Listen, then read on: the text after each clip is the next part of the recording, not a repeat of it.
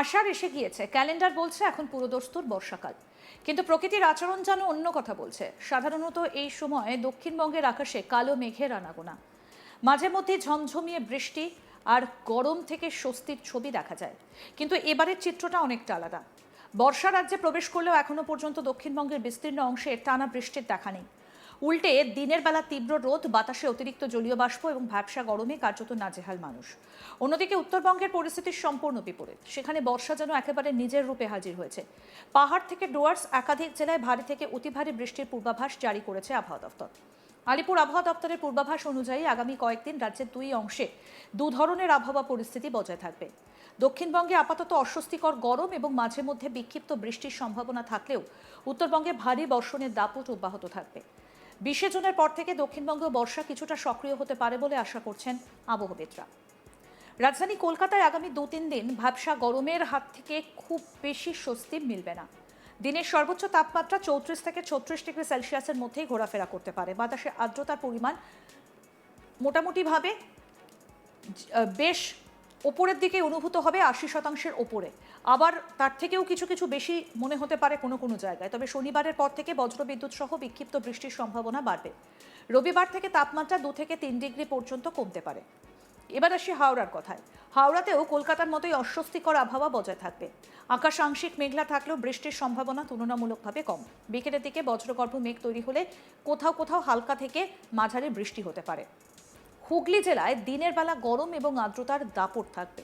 তবে সপ্তাহের শেষ ভাগে বজ্রবিদ্যুৎ সহ বৃষ্টি বাড়তে পারে। কৃষকদের জন্য এই বৃষ্টি কিছুটা উপকারী হলেও বজ্রপাতের ঝুঁকি মাথায় রাখতে হবে।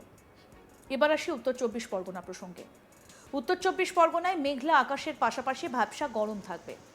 বসিরহাট, বারাসাত, বনগাঁ মহকুমার বিভিন্ন এলাকায় বিকেলের দিকে বজ্রবিদ্যুৎ সহ হালকা বৃষ্টির সম্ভাবনা রয়েছে।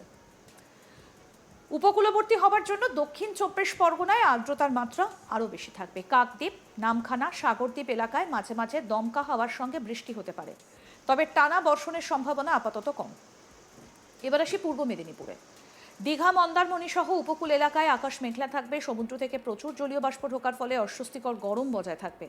সপ্তাহান্তে বৃষ্টির সম্ভাবনা বৃদ্ধি পাবে।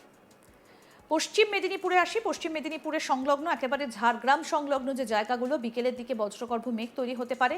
ফলে বিচ্ছিন্নভাবে বজ্রবিদ্যুৎ সহ বৃষ্টির সম্ভাবনা রয়েছে।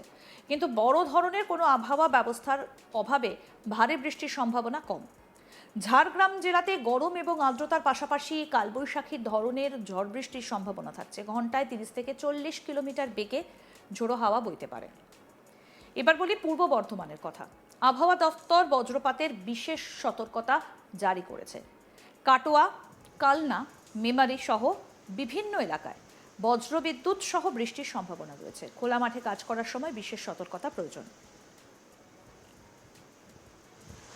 আসানসোল, দুর্গাপুর অঞ্চলে দিনের তাপমাত্রা তুলনামূলকভাবে বেশি থাকবে। তবে বিকেল বা সন্ধ্যের দিকে বজ্রবিদ্যুৎ সহ বিক্ষিপ্ত বৃষ্টি হতে পারে।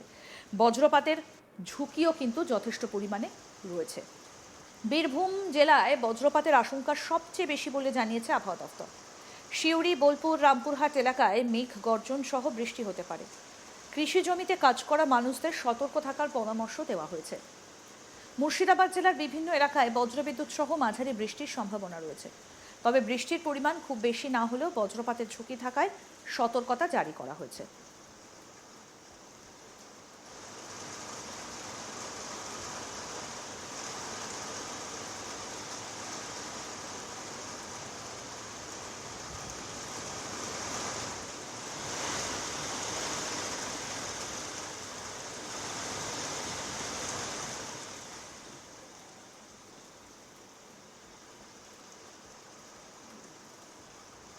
কৃষ্ণনগরের রানাঘাট, কল্যাণী অঞ্চলে আগামী কয়েকদিন বজ্রবিদ্যুৎ সহ বৃষ্টির সম্ভাবনা রয়েছে।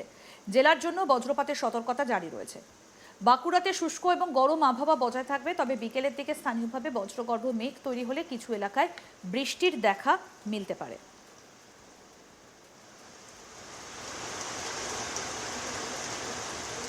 পুরুলিয়া দক্ষিণবঙ্গের সবথেকে গরম জেলাগুলোর মধ্যে অন্যতম। পুরুলিয়ায় দিনের তাপমাত্রা তুলনামূলক বেশি থাকবে। বৃষ্টির সম্ভাবনা থাকলেও তা বিক্ষিপ্ত এবং স্বল্পস্থায়ী হতে পারে। তবে দক্ষিণবঙ্গ যখন গরমে একেবারে হাঁসফাঁস করছে, তখন উত্তরবঙ্গের একাধিক জেলা কার্যত ভাসছে বৃষ্টিতে। পাহাড় ও ডুয়ার্সে আগামী কয়েকদিন ভারী থেকে অতি ভারী বৃষ্টির সম্ভাবনা, সেই কথাই জানিয়েছে আলিপুর আবহাওয়া দফতর। পাহাড় ও ডুয়ার্স অঞ্চলে ভারী থেকে অতি ভারী বৃষ্টির পূর্বাভাস রয়েছে। আবহাওয়া দফতর ইতিমধ্যে কমলা সতর্কতা জারি করেছে। অন্যদিকে উত্তরবঙ্গের দার্জিলিং জেলায় সপ্তাহ জুড়ে ভারী বৃষ্টির সম্ভাবনা। পাহাড়ি এলাকায় মেঘভাঙা বৃষ্টি না হলেও দীর্ঘ সময় ধরে বৃষ্টিপাত হতে পারে, ফলে ভূমিধসের আশঙ্কা উড়িয়ে দেওয়া যাচ্ছে না। কালিম্পংয়েও ভারী বর্ষণের সম্ভাবনা রয়েছে। পাহাড়ি রাস্তা পিচ্ছিল হয়ে যাবার আশঙ্কা রয়েছে। পর্যটকদেরও বাড়তি সতর্কতা অবলম্বনের পরামর্শ দেওয়া হচ্ছে। জলপাইগুড়ি জেলার বিস্তীর্ণ এলাকায় ভারী থেকে অতি ভারী বৃষ্টির সম্ভাবনা রয়েছে। কোথাও কোথাও 200 মিলিমিটার পর্যন্ত বৃষ্টিপাত হতে পারে। নদীর জলস্তর বৃদ্ধি পাওয়ার আশঙ্কা রয়েছে। অন্যদিকে আলিপুরদুয়ারের ডুয়ার্সে এই জেলায় সবচেয়ে বেশি বৃষ্টির সম্ভাবনা রয়েছে। একাধিক নদী ফুলে ফেঁপে উঠতে পারে। নিচু এলাকায় জল জমার আশঙ্কা থাকছে। কমলা সতর্কতার আওতায় রয়েছে কোচবিহারও। ভারী বর্ষণের ফলে গ্রামীণ এলাকার নিম্নাঞ্চলে জল জমতে পারে। নদী সংলগ্ন এলাকার বাসিন্দাদের সতর্ক থাকার পরামর্শ দেওয়া হয়েছে। জেলায় মাঝারি থেকে ভারী বৃষ্টির সম্ভাবনা রয়েছে। বজ্রবিদ্যুৎ সহ ঝড় বৃষ্টি হতে পারে। কিছু এলাকায় দমকা হাওয়ার গতিবেগ 40 থেকে 50 কিলোমিটার প্রতি ঘন্টা পর্যন্ত পৌঁছতে পারে।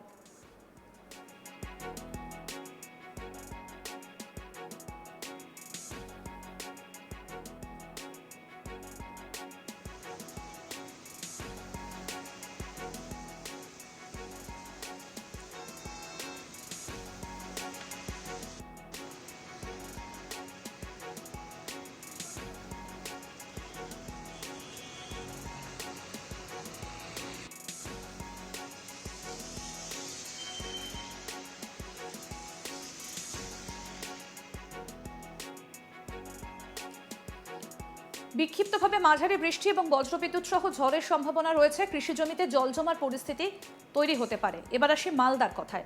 মালদা জেলায় বৃষ্টি বাড়ার পূর্বাভাস রয়েছে। জেলার বিভিন্ন অংশে বজ্রবিদ্যুৎ সহ মাঝারি বৃষ্টি হতে পারে। গঙ্গা এবং ফুলহার নদীর জলস্তর পর্যবেক্ষণে রাখা হচ্ছে। টানা বৃষ্টির ফলে পাহাড়ি এলাকায় ধস নামার আশঙ্কা তৈরি হয়েছে।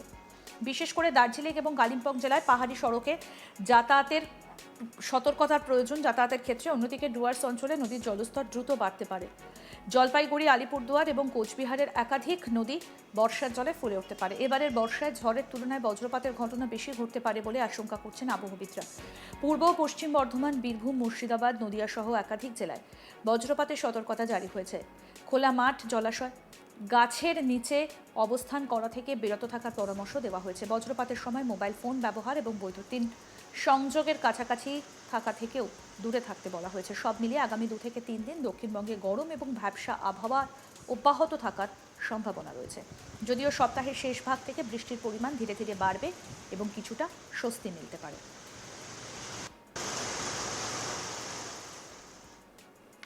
আরও আপডেট পেতে দেখতে থাকুন আজ তাক বাংলা, সাবস্ক্রাইব করুন।